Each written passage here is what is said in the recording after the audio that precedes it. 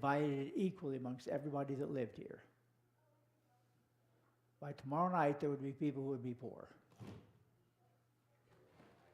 You know, because they just would be. So the poor you have with you always. There are always going to be poor people. Now, when I was growing up, I didn't realize that we were poor until I went to college and saw other people, you know, that were kind of my age, and some of them came from areas and things. It's like we had food to eat. In fact, I don't ever remember going hungry. We had a place to live. When I lived on the farm, I had horses, and I had a barn. I mean, I had everything you could want. And I had love. The one thing that I never had to wonder about my entire life till my mother passed away is there somebody that loves me?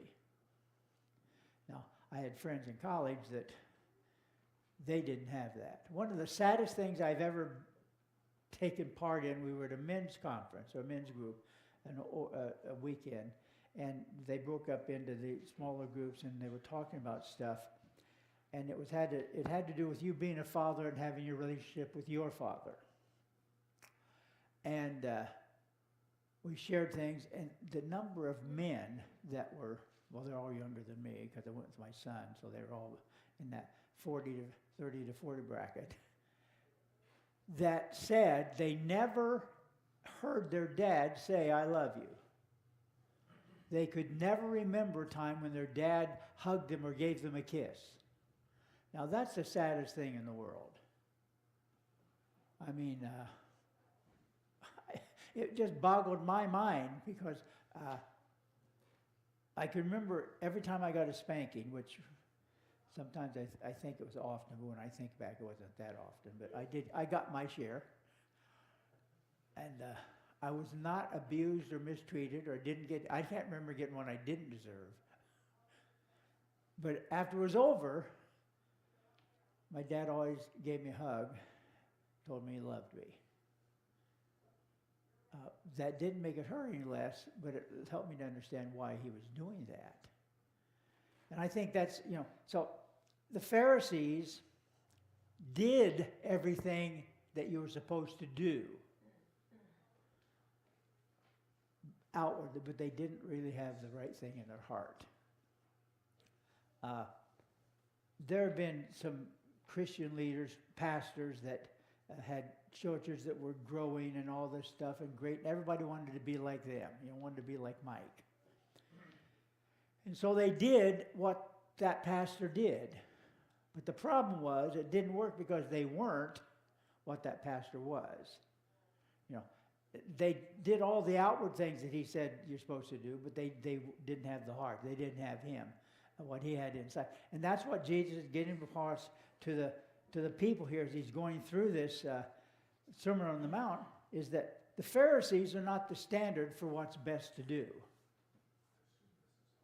And that really, the people said, so if my righteousness has to exceed the righteousness of the Pharisees, I'm in really bad shape.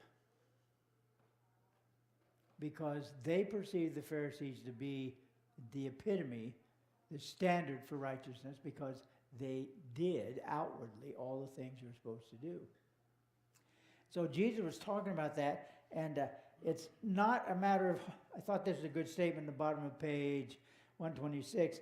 The answer is resounding, not because we can do more personal improvement, but because we can improve our personal motives. A lot of Christianity, a lot of pleasing God has to do with your motive, not with what you do.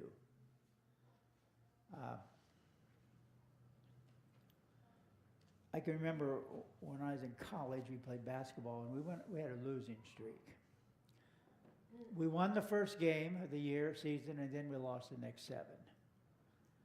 And so our coach decided that what we really needed to do was to practice every morning at 5:30. And we always started every practice with prayer.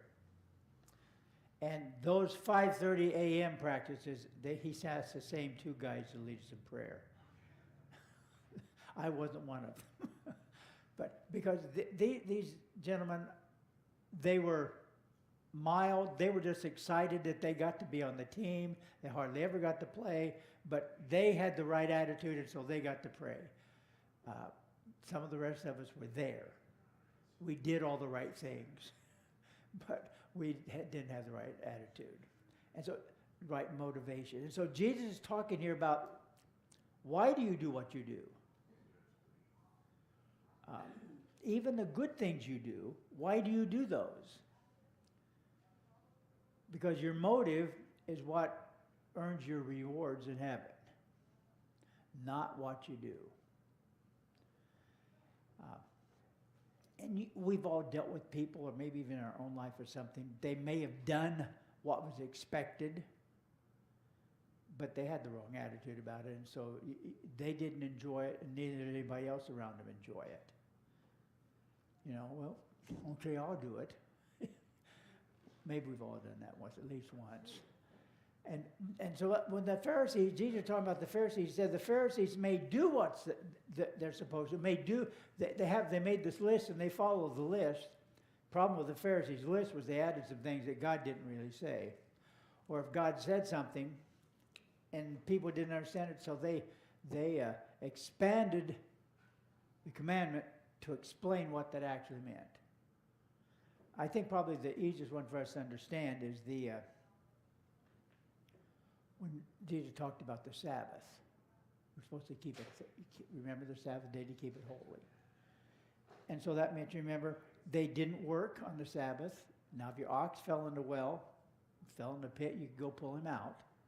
But that's basically all the work you could do, something like that.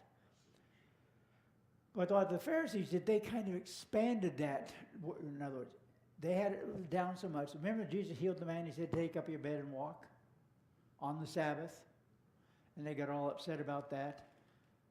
And Jesus said first, he said, if I can pull my ox out of the pit, what's wrong with me? It's healing a man on the Sabbath. What's the difference? But the problem was, the man picked up his bed and he walked. He took too many steps.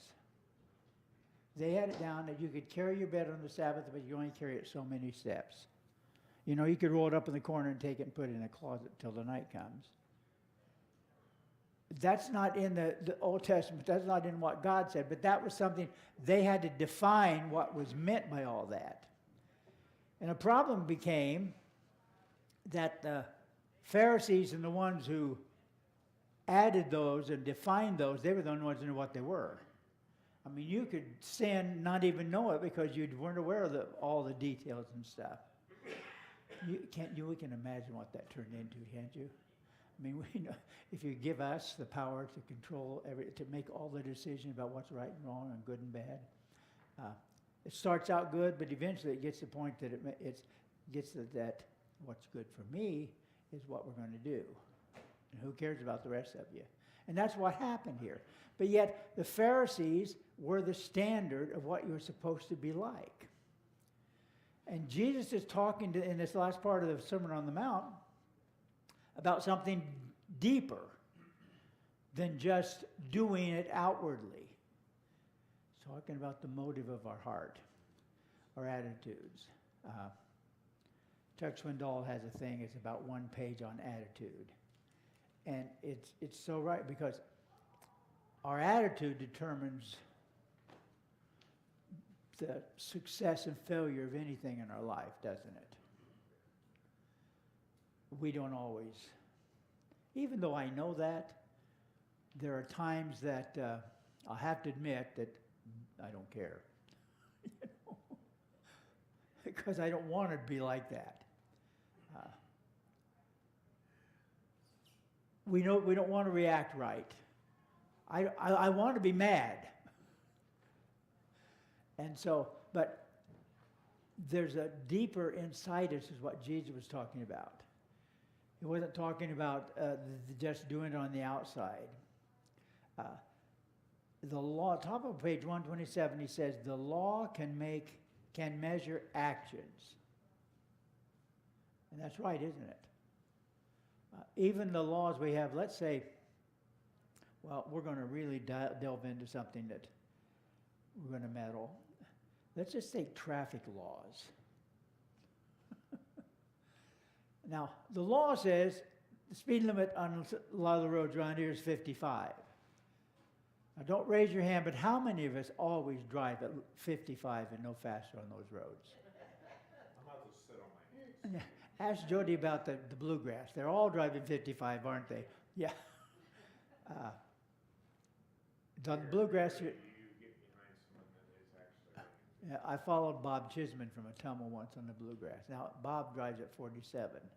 Yeah. I know people get aggravated because that's about where I drive. Yeah. Because I like to gawk, you know? And I'm like, is there deer over here? Is there, you know? Yeah. Wow, that corn looks nice. You know? Yeah, that corn's About 45 and that corn's tasseling now. And yeah, no, but it's a lot longer trip. But the point is there are certain rules and laws we don't care about if we break or not. And it's not a problem until the little red or blue lights flash behind you. But we know what those laws are, but yet we sometimes go ahead and do them because it's expedient for us. True righteousness grows out of motives. The law can measure our actions, but it can't measure our motive.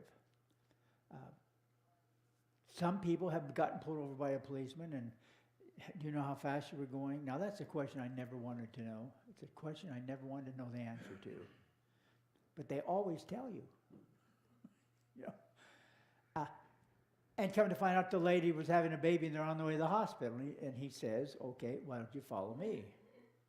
You know, that's okay. Because the motive was right, even though the action may be wrong. It's better not to do wrong actions, but whatever we do, our motive should be right. Our motive is to please God. Jesus told listeners, he said, love the Lord your God with all your heart, your mind, and your soul, and love your neighbors yourself. Now, you can't really go wrong with those things. If those are the only things you did in your life, then you'd be pretty much like God wanted you to be. But the law cannot measure our motive. And the example, if I keep the law by not killing, I'm still liable for destroying someone's life by gossip. Now, the Pharisees would never have murdered somebody, but they were not above telling rumors or spreading gossip about somebody that may or may not be true. Remember when Jesus was there and it said they brought a woman, the Pharisees brought a woman to him who was taken in an act of adultery. Why didn't they bring the man? Because they were men, and they weren't really after the truth. They just wanted to bring this woman, and they said, okay, now, the law says she must die. And that's not exactly what it said, but it was close enough for their purpose. And Jesus said, and they said, and so what do you say we should do? Jesus didn't say anything. He bent down. He was much younger than I am, so he just bent right down there, and he started writing in the dust, in the dirt. So what did he write in the dust? Yeah, it'd be nice to know, wouldn't it? I'm guessing that it's not that important, or God would have told us. Some people say that maybe he could have been convicting them standing there when he wrote. Yeah, I think some believe that he was writing particular sins that some of those people had committed. There you go. That's what some people think. Other people said that maybe he was writing down names. Ooh. But it doesn't matter what he was writing down. He was writing it down, and then he said, the one of you that hasn't sinned, you go ahead and throw the first stone. But could you imagine if they were standing in that crowd and they had used a prostitute and he wrote their name on there? Yeah, that's. They would go. Yeah. So Jesus said, if you've been without sin, just go ahead. Now the context just says without sin, but I think if you look at what Jesus said, if you can say that you've never committed this same sin, go ahead and just throw the first stone. And it says, and one by one, they walked away, starting with the oldest first. And that's illogical. I mean, when you're older, you begin to think about all the things you did right or wrong, and as you're young, you haven't done anything wrong yet. But eventually, everybody, so they left. And then Jesus stands up and asks the question to the lady, where are your accusers? Now, he knew where they were. And she said, they're all gone. And Jesus said, neither do I condemn thee, go and sin no more. The motive for the ones that brought that woman was to show that they were better than her. The action may have been somewhat right, but the motive was wrong. And so Jesus doesn't talk about the action, does he? He talked about the motive. And they all left. If I love my neighbors, it's likely good for me, but if I love my enemies, it's likely because I'm good. I thought that was a great statement. If I love my neighbors, that's good for me. But if I love my enemies, that's because I'm good. Sometimes on television or on the news or something, you hear somebody who gets caught and has committed a horrible act of crime against an individual. And not very often, but sometimes you'll hear and see a report later that the parents of that child forgive the man that did it. They're a lot more spiritual than I am. But why does that happen? That's because there's goodness in their heart and the motivation is right. Now, Jesus is talking about your motivation, not just what you do. When we get to heaven, we stand before the judgment seat of Christ. I don't believe that, as I heard many sermons on growing up, that everything you ever did in your life is going to be flashed before you and God's going to judge you about all those things as a Christian. I don't think that's true. All that stuff's under the blood. Jesus already took care of all that stuff. We're going to stand at the judgment seat of Christ based on not what we did, good or bad, but what we did, why we did it. What was your motive in serving me? What was your motive in giving your tithe or to the church? Now, I have this thing that if the government gets to the point that they take away being able to deduct charitable deductions off your taxes, a couple of things will happen. First of all, there are a lot of people who stop giving, which shows their motivation. And others, if all of us all the Christians in the United States actually gave to the church what we put down our income taxes, churches they'd have more money than they know what to do with. So see, it's kind of, and Jesus is not concerned about, he's not so much concerned about you giving 10% or giving as the Lord prospers you. What he's concerned about is why. Why are you doing that? If you love me, he says, keep my commandments. So by this, I'll mention my disciples that you love one another. He says that for where your heart is, there will your treasure be. Now, whenever we talk about that as humans, we always talk about where your treasure is, that's where your heart's going to be, We turn around. If your heart is right, then your treasure will be used for what God says. But it's the heart is the heart's the heart of the matter, the motive behind these things. And so in the last part of this chapter, and the last part of Jesus talked, we're just going to look at these quickly. Murder was against the law. Then, it was against the law now. But Jesus said, murder's a symptom. Anger is the impetus for murder. Now, I had to think about that for a while. Is murder just because people are angry? And I guess if we think about it, they're angry because they don't have as much as this guy does, and so they're going to take it. They're angry because everyone mistreats them, whatever it is.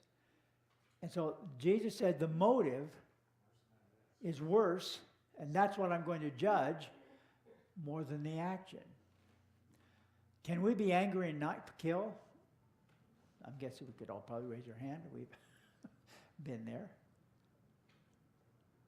So the murder is bad, but the motive, the heart problem. Anger is usually the impetus for murder. Jesus talked about dealing with anger and taking care of it. He said one of the confusing verses in the Bible are, be angry and sin not. Right after he just said, don't be angry.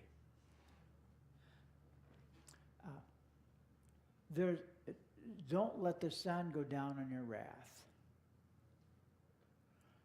Anger, there's anger and then there's anger.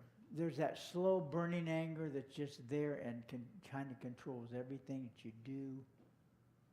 And it permeates all your thoughts and your actions. Then there's that anger that comes like that, it's gone. I can't snap my fingers. My dad could.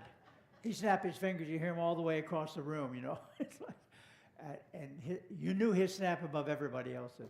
But you snap your finger, and you're angry, and then it's gone. Jesus said to be angry, sin not. One of the things is don't let it, when you go to bed at night, it's like a clean slate, you start all over again. You don't get up tomorrow morning bearing that grudge or being angry at that thing that happened, that person happened yesterday or last week or last year. Because if you do that, then it's sin. So there are ways to be angry and not sin. But anger is at the heart of murder. And so Jesus says, I know all of you know you're not supposed to murder. There's no question about that. But what's the heart motive behind that? Then he says adultery. Adultery was considered wrong, even though a lot of people practice it. If you look, the early days of our country, the early days of England and Spain and France and those, it's like you got married, but it had nothing to do with whether or not you were faithful or true to that person. It was just accepted that there would be adultery that went on. And Jesus said here that adultery was wrong, but lust, that's okay. It's just lust. It doesn't hurt anybody but me, which is something we use about a lot of stuff, and it's not necessarily true. Jesus is talking about if you lust about a woman, you've already committed adultery with her in your heart. Then he talked about divorce. That's why I said he quit preaching in the chapter 18. In this chapter, he started meddling into things, into divorce. Divorce was legal in Judaism for almost any reason. I mean, it got to the point that if someone burnt the supper, or if it wasn't on time, or if it was too cold, you just divorced her. Good thing that's not true in America and in most lives. Because, I mean, you can always find a reason to separate from people, either husband or wife, or from people you work with, or for your friends. I mean, you can always come up with a reason. But that's not what we're supposed to be looking for, is it? We're supposed to be looking for reasons to stay together. We have a cultural, I won't say racial problem, but a cultural problem in America today, because we used to talk about people's things we had in common. People came to America and they became Americans. There are stories, and I mean, it's true that people that came here from the old country, wherever that is, and in their home they spoke the language that they spoke at home, but outside they only spoke English because they wanted to be an American. Now then, our society is at the point that all we do is major on everybody's differences. Our difference in what we eat, our difference in the color, our difference in where we came from. And we have, my phone keeps popping up with all these things that today is such and such and day is such and such. It's like, what are, we have Irish Heritage Day and Swedish Heritage Week and all this stuff on and on. And that's great, but as long as you major on your differences, you will never be one. And that's the same thing in a church. if we just think about all the ways that we're different, and we have different tastes and different likes and different dislikes, if that's all we think about, we'll never be unified till we start thinking about all the things we have in common. And they started, let's say, in the 80s, in the public schools and in society, talking about multiculturalism. And all it did was start pushing our cultures and our races that's farther apart. It will never bring us together. And so Jesus is talking here about you can find a reason to divorce your wife. It's interesting that the wife couldn't divorce her husband for any reason at all. But he could divorce her. But he said if it's not because of sexual immorality, which the problem with sexual immorality in Judaism was not with the women. It was with the men. It was okay for them. But if a woman was like taking adultery, like the one they found, then the man could divorce her. And Jesus said that it's the motive, the divorce. If you divorce a woman, he said there, that's for any other reason, then you can cause her to commit adultery. Jesus was not saying you couldn't get divorced. He's just saying, you can't get divorced for just any reason. One of the things that, you hear these movie stars getting married and divorced, I wonder why they get married myself. You look at some of these, like Brad and Angelina, they lived together for 7 or 8 years, then they get married and they're divorced in 2 years. I mean, it's like, I don't understand. But we need to understand that we need to find ways to stay together instead of going apart. The motive has to be more than just what's good for me.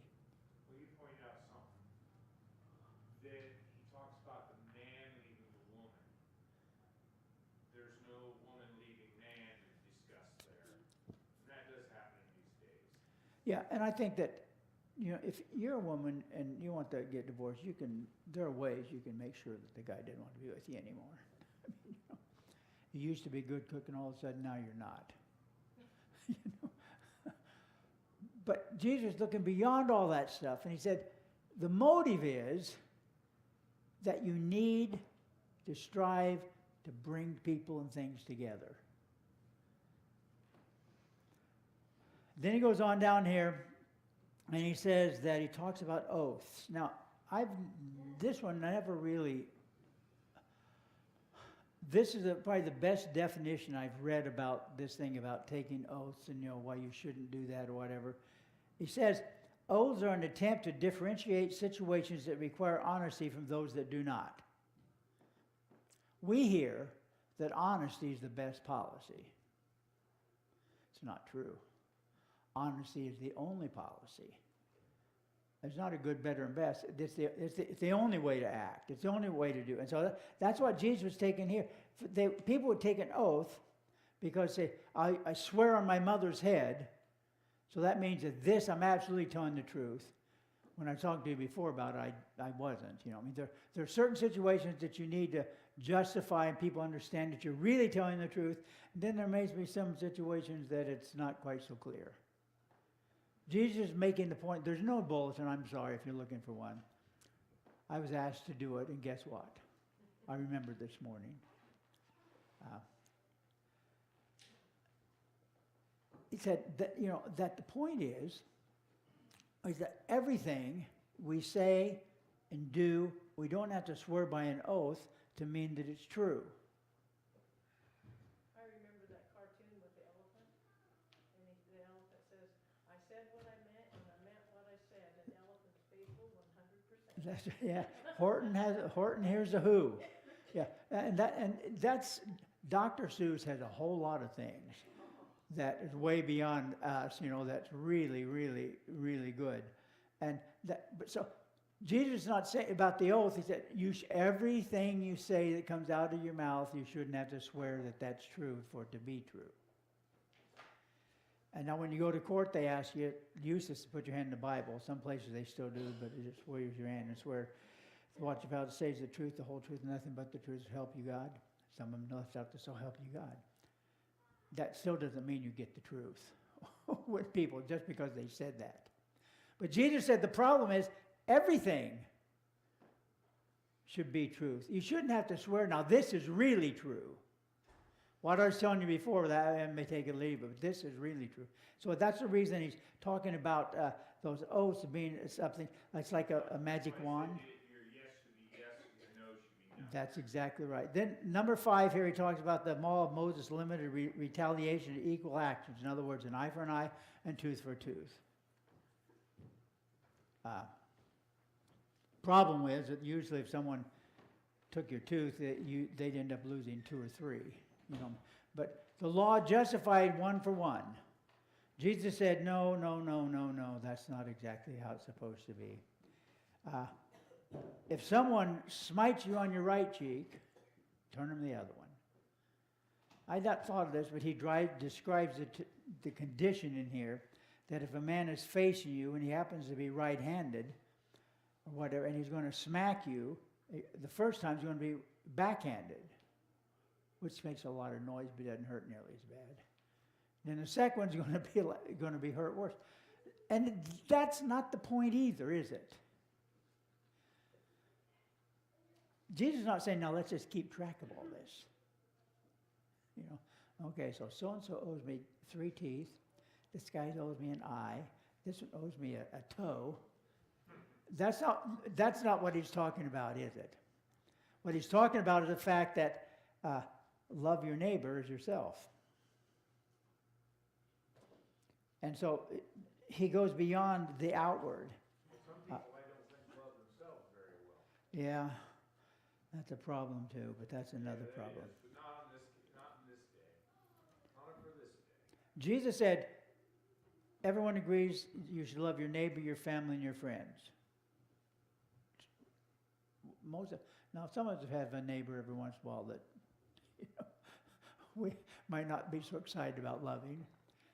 But Jesus says, okay, love your enemies and pray for those who persecute you. Any Pharisees that were now listening, if they were still listening at this point, they just turned Jesus off completely. They said, love those who persecute. And this is really, really, really, really hard.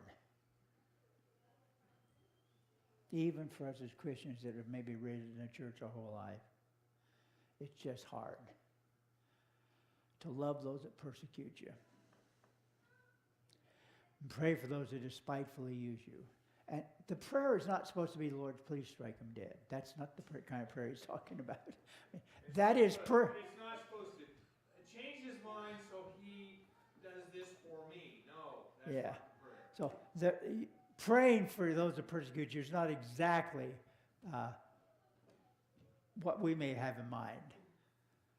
But if you see, he's talking about here being a deeper, as far as morality goes way beyond what we do and what we say to why we do and why we say it. Vicki, it's good to see you here today. I was telling my wife this week that I said, Vicki's surgeon is going to retire on just operating on her shoulder. Well, I've had several different. Never. Okay. Well, that's good. But yeah. You know, even talking about it's amazing what God's allowed men to be able to do. Give you a new shoulder or a new knee or a new hip. Yeah, be able, and you can get a new heart, but it's just as black as the old one. All right, let's pray. Lord Jesus, we're grateful that you care about us. Help us that we, as your children, might not be so concerned about what's going on as to our motive and why it's going on, Lord. In Jesus' name, amen. Thank you.